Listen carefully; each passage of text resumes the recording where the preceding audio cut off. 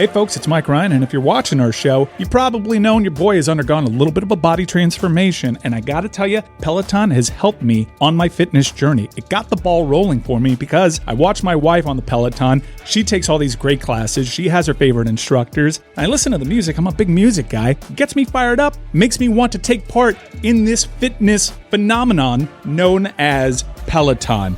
Peloton offers a variety of challenging classes, from 4-week strength building classes to running, cycling, and everything in between. Peloton will help you achieve your goals, and maybe you'll have some fun along the way. I know I have. It's backed by thousands of members whose lives have been changed. Be part of that group. Telling you, I'm better for it. Have it in my office.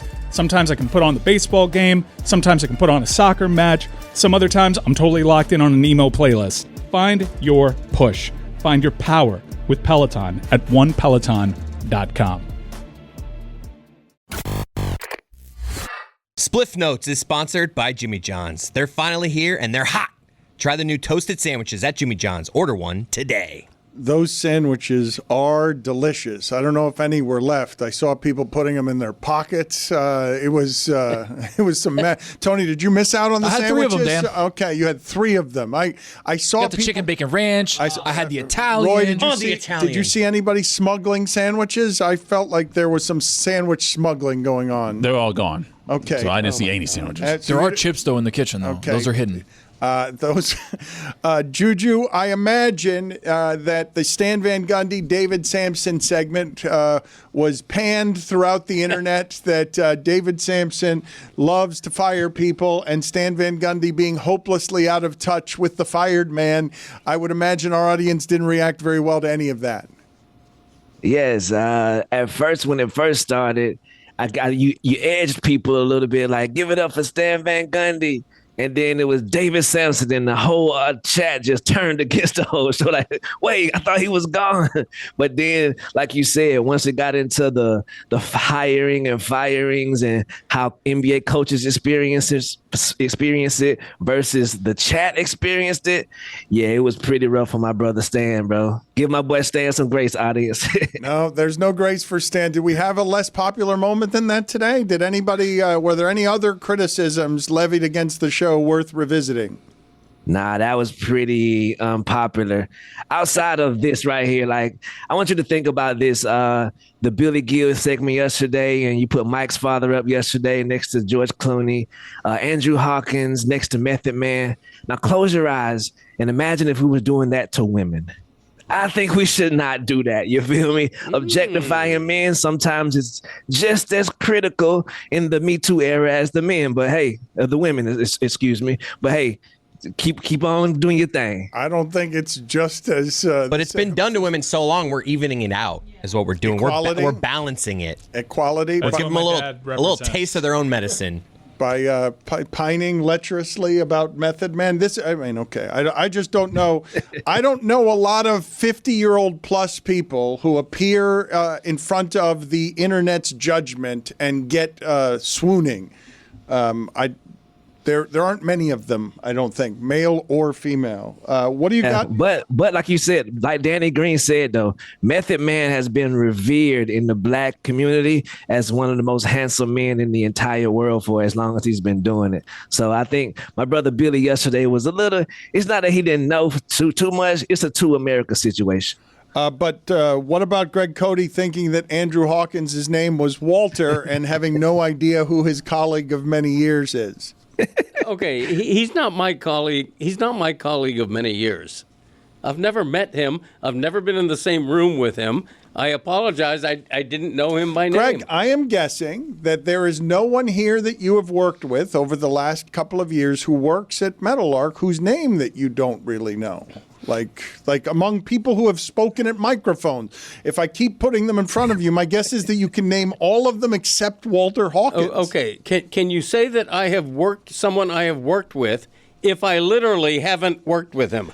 Well, I thought you listened to our show. Like we know things that Michael Cote is someone who appears on your YouTube show Friday morning at 9 a.m. I had to put in a Wi-Fi password for him this morning. Well, I mean, come on. You change Wi-Fi on me. Nobody tells me.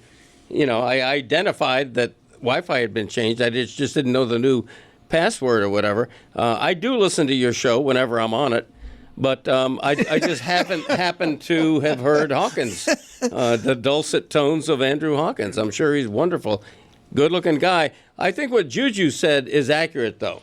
Like, why are people asking me who I think is better looking between two men? If that were asked, what do I think? Who's better looking, Doris Burke or? I'm glad we came back to this. We're going to do Doris Day because then it would have been more. You like your ally? You like your ally, Juju? I'm just saying. Sorry, Juju guys. makes a good point. I'm glad we returned to this. I'm so thrilled. Your thoughts on Judy Garland? I love her. She's great. You kidding me? Those ruby slippers? Baby. Betty Davis. Okay, great. This is exactly what I wanted to do. Please, just keep naming starlets from the 30s. I think we found an okay way to objectify women in the modern day. Doris Day, never my favorite. Okay, great. I think I know something that can bring us all together. Greg not knowing Hawkins is really Dan's fault, because if he did a better job of, introducing people and communicating who works here and who doesn't work here, then maybe we would all know who everyone else is. I think that's valid, and it's also valid for me to reiterate, I have never met Andrew Hawkins, never been in the same room with him. You thought his name was Walter. I think we should That's my affectionate nickname really hear for him. Jess out. Everything is Dan's fault. I'd agree with that. Yeah, you know what? I'd agree with it too. What else do we have in the way of NBA playoff talk? I don't feel like we can get too much of it around here. Juju, what observations do you have from the last couple of days worth mentioning? Yeah, something else that was Dan's fault. Kyle Kuzma revenge game yesterday after going to 0 the other day. He stepped up for the Milwaukee Bucks. I think that Doc Rivers, you know what I mean? He's been doing it for so long. He might not see that Bobby Portis may need to be integrated into that starting lineup, because right now the Indiana Pacers are jumping out so fast that by the time that he even gets in there, it's a lot of cleanup, spot up work. So salute to Kyle Kuzma, but I think the Bucks are doing it a little wrong lineup wise. But welcome back, Dame Lillard, as well. Wait, though. Juju, you just did something to me. Yesterday, I learned from Jessica that a legacy game can be inconclusive. Today, I'm learning that there was a Kyle Kuzma revenge game that ended in a loss. Yeah, but it wasn't his fault. He didn't go over. If you watch that game, you would be like, damn, Kyle Kuzma was one of the pieces that actually kept them afloat during But can it be a revenge game if you lose it? I'm asking the question sincerely at Batard Show. I understand you're putting a positive spin on things. You're right. I called him a career loser, and he got revenge on me, but they still lost, and he's a career loser. No one's going to remember game 2 Pacers versus Bucks, but everyone's going to remember the memes of Kyle Kuzma's offers. So I feel like he can get a little revenge meme-wise. Okay. You feel me? Also, my bad. Go ahead. No, please. No, I was going to switch gears a little bit and congratulate the 6th man of the year. Like I told you a couple weeks ago, would be Payton Pritchard. You feel me? Salute to my brother Payton Pritchard, secret sauce, 6th man of the year. I salute you, brother. How much does Boston love Payton Pritchard? He's going to go right behind Larry Bird, is he not? I believe Payton Pritchard is more popular than Tatum. Maybe so. They got the Pritch Please posters up right now, selling numbers and doing things. It's all about the secret sauce in Boston. Shiremans of the world, Luke Cornett's of the world. Not sure what you guys are talking about. White guys. Yeah. Talking about white guys. One Boston. America. Also, happy 48th birthday to You Can't See Me Right Now, or Can You, John Cena. You feel me? Big week for my boy. White guys. White.